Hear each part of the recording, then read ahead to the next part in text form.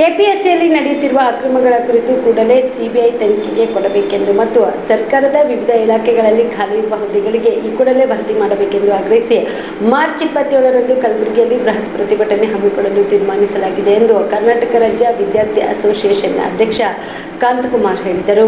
ಕಲಬುರಗಿಯ ಪತ್ರಿಕಾ ಭವನದಲ್ಲಿ ಕರೆದ ಸುದ್ದಿಗೋಷ್ಠಿಯನ್ನು ಉದ್ದೇಶಿಸಿ ಮಾತನಾಡಿದ ಅವರು, ಕೆಪಿಎಸ್ಸಿಯಲ್ಲಿ ನಡೆದಿರುವ ಎಲ್ಲ ಪರೀಕ್ಷೆಗಳಲ್ಲಿ ಅಕ್ರಮವಾಗಿರುವುದನ್ನು ಈ ಕೂಡಲೇ ಸಿಬಿಐ ತನಿಖೆಗೆ ಕೊಡಬೇಕೆಂದು ಲಕ್ಷಾಂತರ ಯುವಕರ ಪರವಾಗಿ ಕೇಳಿಕೊಳ್ಳುತ್ತೇವೆ ಮತ್ತು ಸರ್ಕಾರದ ವಿವಿಧ ಇಲಾಖೆಗಳಲ್ಲಿ ಸುಮಾರು 2,84,000 ಸರ್ಕಾರಿ ಹುದ್ದೆಗಳು ಖಾಲಿ ಇದ್ದು ಕಳೆದ 5 ರಿಂದ 6 ವರ್ಷಗಳಿಂದ ರಾಜ್ಯದಲ್ಲಿ ಯಾವುದೇ ಸರಿಯಾದ ನೇಮಕಾತಿ ನಡೆದಿರುವುದಿಲ್ಲ. ಇದರ ಪರಿಣಾಮವಾಗಿ ರಾಜ್ಯದ ಯುವಕರು ನಿರುದ್ಯೋಗ ಸಮಸ್ಯೆಯಿಂದ ಮತ್ತು ಮಾನಸಿಕ ಒತ್ತಡಕ್ಕೆ ಒಳಗಾಗಿದ್ದು, ಹಾಗೆ ಅಕ್ಷಯ ಸಂಘಟನೆ ನೇತೃತ್ವದಲ್ಲಿ ಹಲವಾರು ಹೋರಾಟಗಳನ್ನು ಕೂಡ ಕೈಗೊಂಡಿದ್ದೇವೆ. ಇದರ ಪರಿಣಾಮವಾಗಿ ಸರ್ಕಾರ 30 ದಿನಗಳೊಳಗಾಗಿ ನೇಮಕಾತಿಯನ್ನು ಪ್ರಾರಂಭ ಮಾಡುವುದಾಗಿ ಭರವಸೆ ನೀಡಿದ್ದು, ಇವಾಗ ಮತ್ತೆ ವಿಳಂಬ ಮಾಡುತ್ತಿರುವುದರಿಂದ ಲಕ್ಷಾಂತರ ವಿದ್ಯಾರ್ಥಿಗಳಿಗೆ ಅನ್ಯಾಯ ಮಾಡಿದೆ. ಈ ಕೂಡಲೇ ಸರ್ಕಾರ ನೀಡಿರುವ ಭರವಸೆ ಮತ್ತೆ 30 ದಿನದ ಒಳಗಾಗಿ ನೇಮಕಾತಿ ಪ್ರಕ್ರಿಯೆ ಪ್ರಾರಂಭಿಸಲು ಒತ್ತಾಯಿಸಿ ಮಾರ್ಚ್ 27ರಂದು ಕಲಬುರಗಿಯಲ್ಲಿ ಬೃಹತ್ ಪ್ರತಿಭಟನೆ ಹಮ್ಮಿಕೊಳ್ಳಲಾಗಿದೆ ಎಂದರು.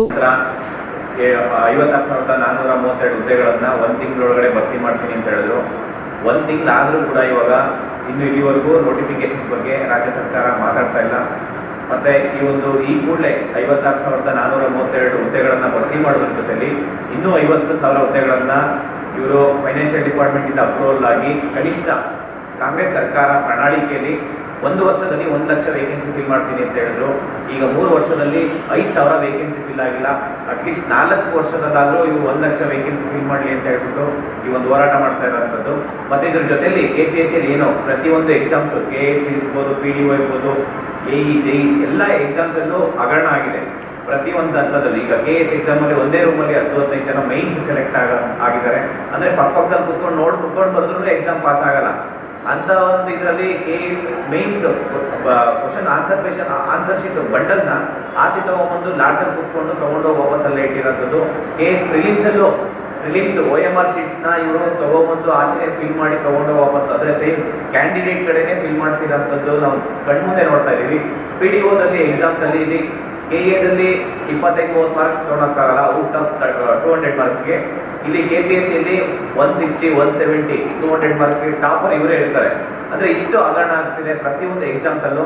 ಇದನ್ನ ಈ ಕೂಡಲೇ CBI ತನಿಖೆ ಮಾಡಬೇಕು KPSCಯಲ್ಲಿ. ಮತ್ತೆ ಈ ಮುಂದೆ ಆದಂಥ ಯಾವುದೇ ಎಕ್ಸಾಮ್ಸ್ ಇರ್ಬೋದು KPSCಗೆ ಒಂದು ನೋಟಿಫಿಕೇಶನ್ಸ್ ಕೊಡಬಾರ್ದು.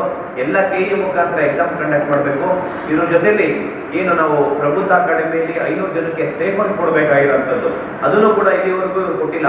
ಸಮಾಜ ಕಲ್ಯಾಣ ಇಲಾಖೆಯಿಂದ ಮತ್ತೆ KKRDB ಎರಡೂ ಕಂಬೈನ್ ಆಗಿ ನೋಟಿಫಿಕೇಶನ್ ಮಾಡಿದ್ರು. ನೋಟಿಫಿಕೇಶನ್ 500 ಜನಕ್ಕೆ ಸ್ಟೇ ಫಂಡ್ ಕೊಡ್ತೀನಿ ಅಂತ ಹೇಳಿದ್ರು. ಆದರೆ ಇಲ್ಲಿವರೆಗೂ ಸ್ಟೇ ಫಂಡ್ ಕೊಟ್ಟಿಲ್ಲ ಅವರು. ಅಲ್ಲಿ ಹೋಗಿ ಇಲಾಖೆ ಕೇಳಿದ್ರೆ ಇಲ್ಲಿರೋಂಥ ಒಂದು ಕಮಿಷನರ್ ಆಗಿರ್ಬೋದು, JD ಇರ್ಬೋದು, ಒಂದು ಲೆಟರ್ ಕೂಡ ಬರ್ತಿಲ್ಲ ಇವರಿಗೆ. ಎಷ್ಟು ನಿರ್ಲಕ್ಷ್ಯ ತೋರಿಸ್ತಿದ್ದಾರೆ ಅಂತಂದ್ರೆ ಇವರು ಒಂದು ಬುಕ್ ಫೆಸಿಲಿಟೀಸ್ ಕೊಡ್ತಿಲ್ಲ. ಅಲ್ಲಿರೋಂಥ 500 ಜನ ಮಕ್ಕಳಿಗೆ ಸ್ಟೇ ಫಂಡ್ ಇವರು ಫ್ರೀ ಕೋಚಿಂಗ್ ಅಂತ ಯಾಕೆ ಮಾಡ್ತಾರೆ? ಮತ್ತೆ ಈ ಒಂದು ಪ್ರಬುದ್ಧ ಅಕಾಡೆಮಿ 30 ಕೋಟಿ ಖರ್ಚು ಮಾಡಿದ್ದಾರೆ.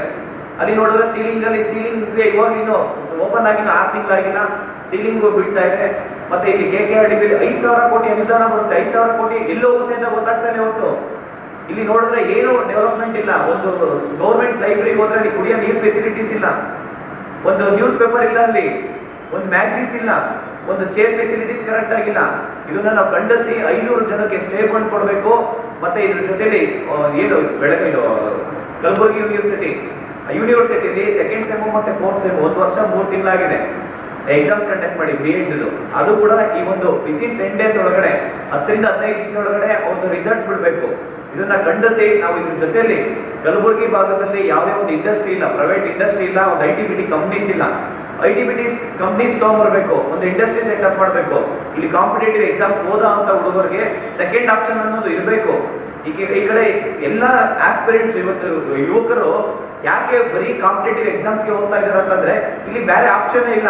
ಒಂದು ಇಲ್ಲಿ ಗೌರ್ಮೆಂಟ್ ಕೆಲಸ ತಗೋಬೇಕು, ಒಂದು PC, PSI, PDO ಸರ್ಕಾರದಲ್ಲಿ ಯಾವ್ದಾದ್ರು ಒಂದು ಗ್ರೂಪ್ C ಹುದ್ದೆ ಅಂದ್ರೆ ಇಲ್ಲ ಗ್ರೂಪ್ D ಹುದ್ದೆ ಆದ್ರೆ ತಗೋಬೇಕನ್ನೋ ಒಂದು ಆಸೆ ಇರುತ್ತೆ. ಒಂದು ರೆಕ್ರೂಟ್ಮೆಂಟ್ ಮಾಡದೇ ಇರೋ ಒಂದು ಸನ್ನಿವೇಶದಲ್ಲಿ ಸೆಕೆಂಡ್ ಆಪ್ಷನ್ ಒಂದು ಪ್ರೈವೇಟ್ ಸೆಕ್ಟರ್ ITBT ಕಂಪನೀಸ್ ಒಂದು ಇಂಡಸ್ಟ್ರಿ ಸೆಟಪ್ ಆಗಬೇಕು ಇಲ್ಲಿ. ಇಲ್ಲ ಅಂತಂದ್ರೆ ಅವರು 5 ವರ್ಷ 10 ವರ್ಷ ಓದ್ಕೊಂಡು ಹೋಗಿ ಕೊನೆಯಲ್ಲಿ ಅಲ್ಲಿ ಹೊಲದಲ್ಲಿ ಕೆಲಸ ಮಾಡಂತ ಪರಿಸ್ಥಿತಿ ಬಂದಿದೆ. ಇವತ್ತು ಗದ್ದೆಯಲ್ಲಿ ಕೆಲಸ ಮಾಡಂತ ಪರಿಸ್ಥಿತಿ ಬಂದಿದೆ.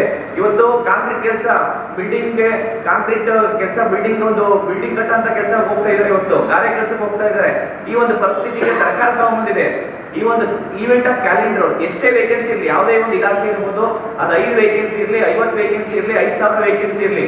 ಜೀವ super speciality trauma emergency 24x7 ತುರ್ತು ಚಿಕಿತ್ಸಾ ಸೌಲಭ್ಯವುಳ್ಳ ಆಸ್ಪತ್ರೆ. ತಜ್ಞ ಅನುಭವಿ ವೈದ್ಯರ ತಂಡದಿಂದ ಜೀವ ಸೂಪರ್ ಸ್ಪೆಷಾಲಿಟಿ ಆಸ್ಪತ್ರೆ ಪ್ರಾರಂಭ.